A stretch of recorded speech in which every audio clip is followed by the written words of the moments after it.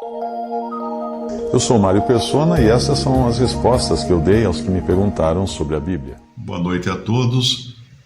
Hoje eu estou com a voz mais grave, saindo de uma gripe carnavalesca. Eu não devia ter saído pular na avenida, viu? Eu sabia que ia dar alguma coisa errada. Mas eu fiquei de sexta até terça-feira com gripe, com febre, e esse tipo de coisa que o Senhor permite na nossa vida para a gente aprender que nós não somos nada, nós somos uma casquinha de ovo que se pisar quebra totalmente.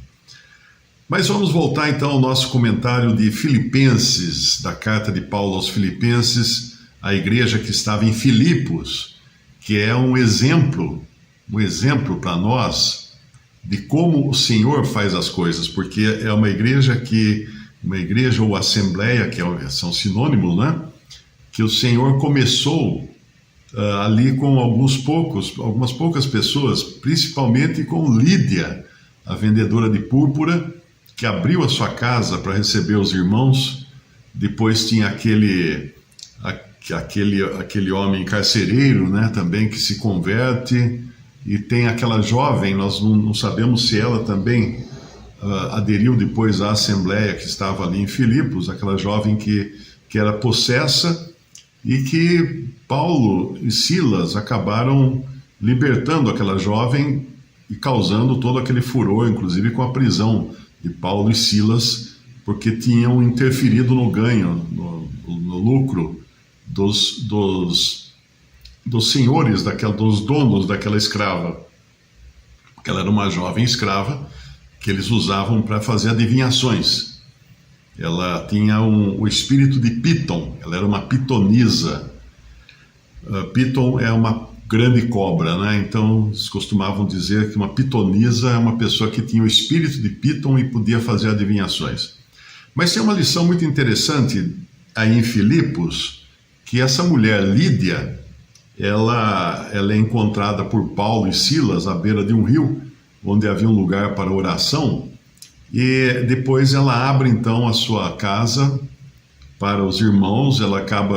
Toda a sua casa, a sua família acaba sendo batizada, e nós devemos lembrar que quando fala em toda a sua casa foi batizada, isso incluía todos da sua casa, independente da idade, inclusive os servos, porque os servos eram considerados como propriedade da família. Mas ela em nenhum momento ela vai se arvorar alguma coisa. Ela não vai chegar para as pessoas e falar assim: olha, gente, eu comecei uma igreja na minha casa e agora vocês vão lá na minha igreja, a igreja de Lídia, é a igreja da púrpura, da vendedora de púrpura. Não, de jeito nenhum. Ela em nenhum momento faz isso, ela entende perfeitamente a ordem que Deus havia colocado. E eu trago esse assunto porque essa semana passada, eu acho, durante o carnaval, teve lá um entrevero, né? Teve um bate-boca entre duas cantoras. Uma cantora que era de uma família lá dos Novos Baianos, eu acho, que vem lá de trás, ainda do tempo da Tropicália, e ela era uma das meninas que vinha daquela família. E a outra cantora é uma baiana famosa, que eu esqueci o nome dela agora. Eu esqueci o nome dela. É tão famosa que eu não lembro. Mas, de qualquer maneira, uma quis fazer uma mensagem ali, dizendo que o arrebatamento vai acontecer dentro dos próximos 5 anos, alguma coisa assim. Falou uma bobagem muito grande, porque não existe data firmada para o arrebatamento. E a outra, então, disse que iria sapatear ou pisotear o arrebatamento, ou outra expressão que ela usou. Então ficou aquela coisa ali de duas mulheres se bicando em cima da Bíblia. E nenhuma das duas com sabedoria, claro que não, né? E muita gente achando que aquilo era a vontade de Deus, né, que permitiu aquilo para que as pessoas ficassem tão interessadas na mensagem bíblica e tal. Não é assim que funciona. Não é assim que funciona. Nós sabemos que no passado o Senhor usou uma jumenta para falar, para advertir a Balaão. A jumenta falou para Balaão e Balaão escutou a jumenta falar. Quer dizer, o Senhor tem poder de usar quem Ele quiser, seja um homem, uma mulher, uma jumenta, um cachorro, qualquer uma. Mas isso não invalida as ordens que nós já temos na Bíblia sobre quem é que deve pregar e quem é que Deus vai querer usar realmente. Ela deu aquela profetada, né? Porque ela disse que Deus falou no ouvido dela quando ela estava ali no carro alegórico, no meio da bagunça do carnaval, para que ela falasse isso. Eu não sei que Deus que é que falou isso para ela, porque quando a pessoa diz que Deus me falou, eu já arrepio o cabelo da nuca, viu? Porque vem profetada. Teve uma outra também que no carnaval disse que Deus falou para ela também alguma coisa. Na realidade não é assim que funciona. As coisas não são assim, porque no momento em que você vê uma mulher fora da ordem bíblica e dizendo que recebeu ali uma profetada instantânea, uma revelação instantânea de Deus falando no ouvido dela, pode descartar, porque não é de acordo com a ordem que Deus instituiu na sua palavra. Não é.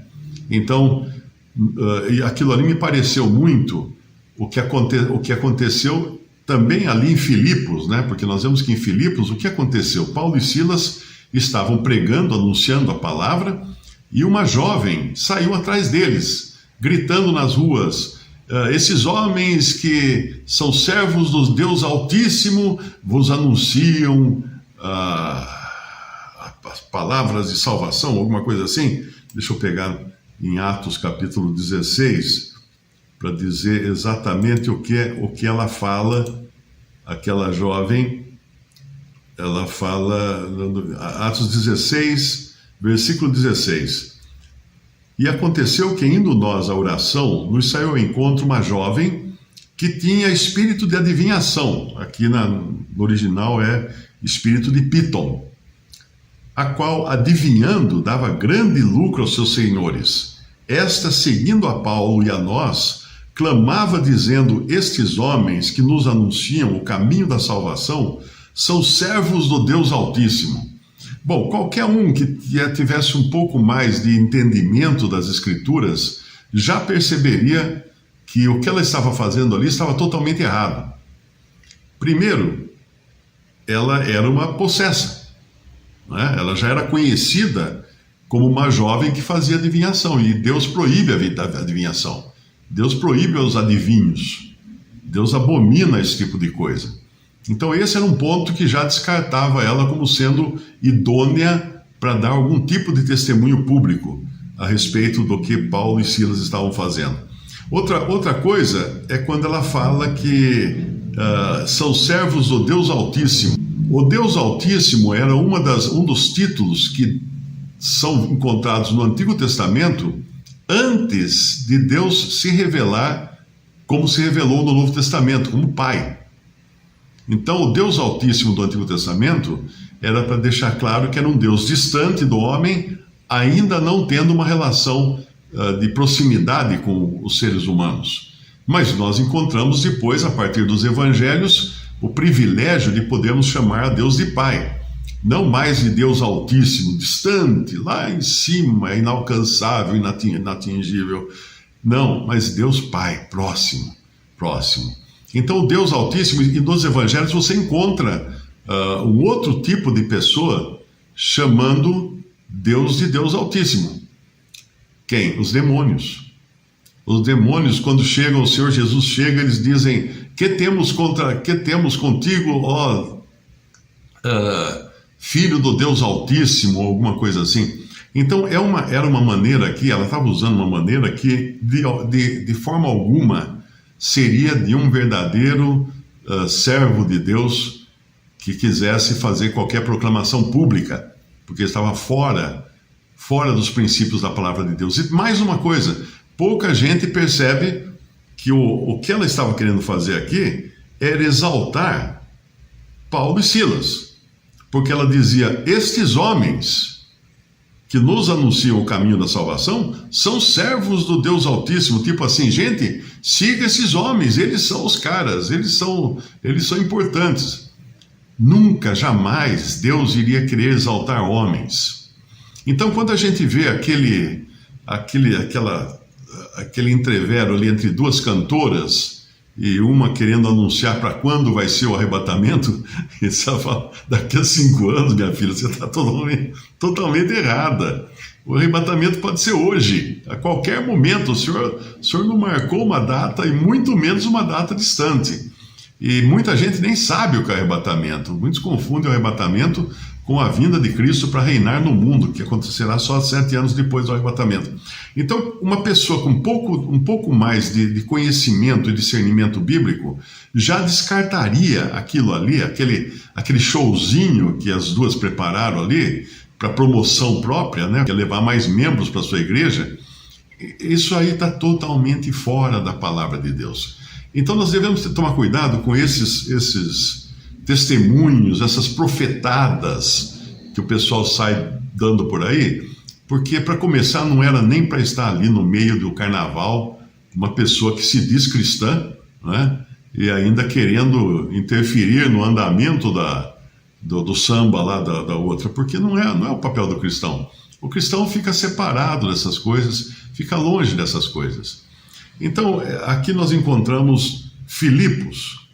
A carta aos Filipenses é uma carta justamente àquela igreja ou assembleia que foi formada a partir da casa de uma mulher responsável e que abriu a sua casa para os apóstolos, mas de maneira nenhuma abandonou o lugar dela, a posição dela de mulher.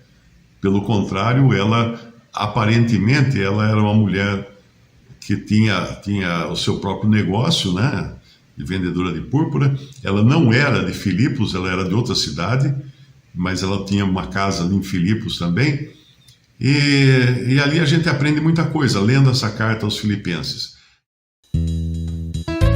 Visite respondi.com.br. Também 3minutos.net. Baixe os e-books ou adquira os livros.